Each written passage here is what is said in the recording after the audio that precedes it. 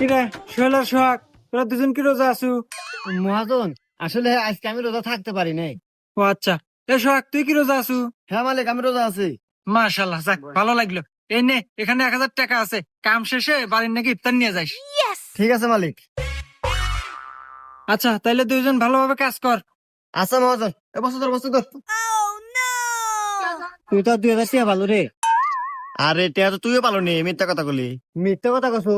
তার মানে তুই রোজা নাই? আরে না পাগল, আমি তো রোজা নাই। কিরে, তোরা কেউ কি আজকে রোজা আছু?